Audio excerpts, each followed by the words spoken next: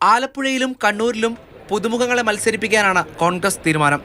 AICC general secretary Deepa Das മുൻഷിയുടെ സാന്നിധ്യത്തിൽ തൃശൂരിൽ ചേർന്ന യോഗം സ്ഥാനാർത്ഥി നിർണയത്തിന് മുതിർന്ന നേതാക്കളടങ്ങുന്ന 4-അംഗ ഉപസമിതി രൂപീകരിച്ചു. K. Sudhakaran, VD Satheesan, MM Hasan, Ramesh Chennithala എന്നിവരാണ് അംഗങ്ങൾ.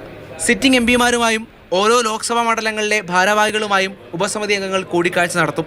അതിനിടെ തൃശൂരിൽ നടക്കുന്ന കോൺഗ്രസ് മഹാജനസഭയിൽ പ്രധാനമന്ത്രിക്കെതിരെ കോൺഗ്രസ് ദേശീയ അധ്യക്ഷൻ രൂക്ഷ വിമർശനമുയർത്തി. The Modi government has decided to completely dismantle the public sector and provide support to only private sector, and that too a selected few of his friends. Mallikarjun Kharge CPM-നെതിരെ പ്രത്യേകിച്ചൊന്നും പറഞ്ഞില്ല.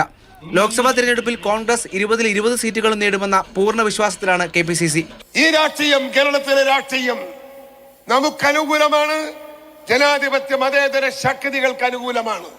ഔട്ട് ഓഫ് 20 സീറ്റ് നേടിക്കൊണ്ട് ഐക്യ ജനാധിപത്യ മുന്നണി വരാൻ പോകുന്ന തെരഞ്ഞെടുപ്പിൽ കേരളത്തിൽ രാഷ്ട്രീയ ചരിത്രം തിരുത്തി കുറിക്കുമെന്ന് നിങ്ങളെ സാക്ഷി നിർത്തിക്കൊണ്ട് ഞാൻ പ്രഖ്യാപിക്കുകയാണ്.